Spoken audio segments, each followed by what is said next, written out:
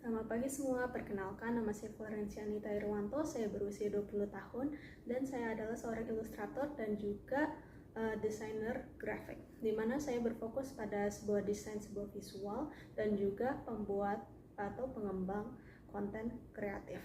Nah, beberapa software yang saya gunakan adalah Photoshop, Adobe Illustrator, After Effects, Krita, dan juga Blender. Dari software ini saya gunakan untuk membuat proyek saya. Salah satunya adalah Mikoto Oni Cafe, di mana saya mendesain karakter dan juga lingkungan dari karakter tersebut. Nah, ketertarikan saya untuk menjadi seorang desainer grafik itu dimulai dari salah satu hobi saya, yaitu gaming.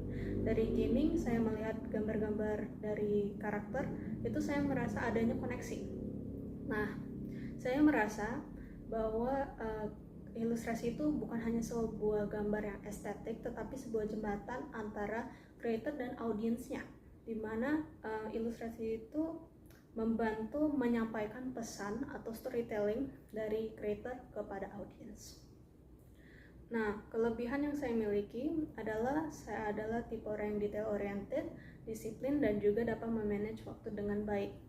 Dan bila pun saya membutuhkan waktu lebih banyak, saya pasti akan mengkomunikasikannya kepada tim atau klien saya.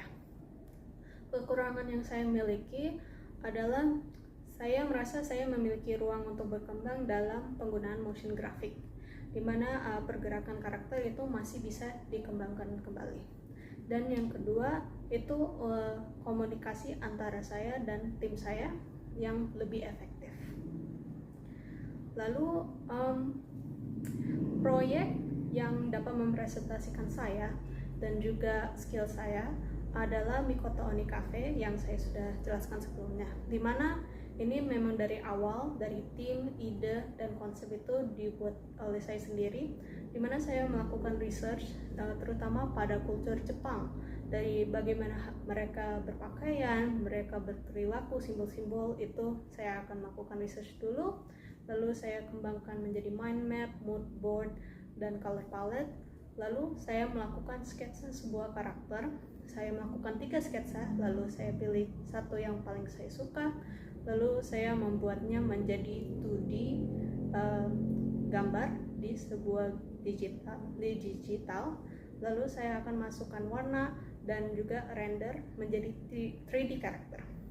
Dari yang sudah saya render, saya akan menanyakan feedback kepada guru, dan dari feedback tersebut saya akan melakukan revisi lalu finalisasi dari karakter dan juga lingkungan dari karakternya tersebut. Nah, untuk pemakaian AI dalam progres seperti pembuatan Mikoto Oni Cafe ini, menurut saya itu cukup membantu dalam timingnya.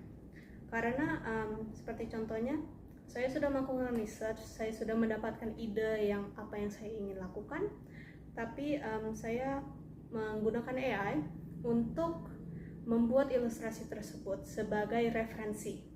Jadi dari ide-ide saya masukkan, saya melihat secara menyeluruh yang sudah di-generate gambarnya, apa yang saya suka, apa yang saya tidak suka, lalu saya akan mengubah propnya.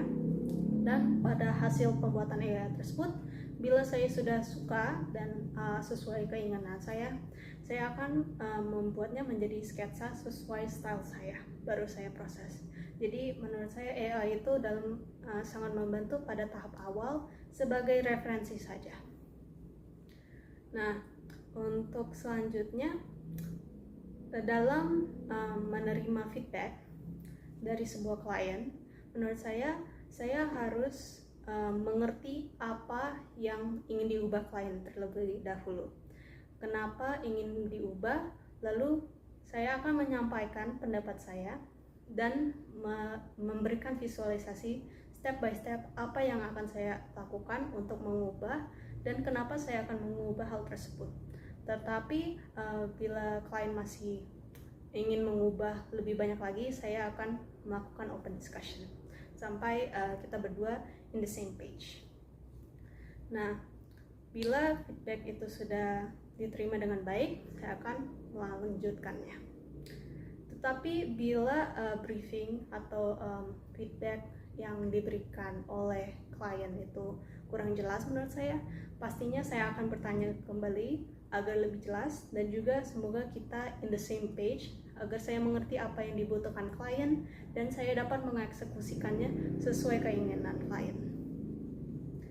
Lalu untuk yang terakhir, menurut saya role dari sebuah desainer grafik itu sebagai messenger atau penyampaian antara pembuatan tim creator dengan klien, dimana kita harus mengerti apa yang dibutuhkan, apa yang diinginkan oleh seorang klien, dan mengkomunikasikan bahwa apa yang kita lakukan itu ada alasan, ada sebuah proses yang harus kita berdua mengerti, dan dari situ akhirnya adanya pengertian dan juga pengeksekusian lebih jelas dan juga sesuai keinginan dan kebutuhan klien.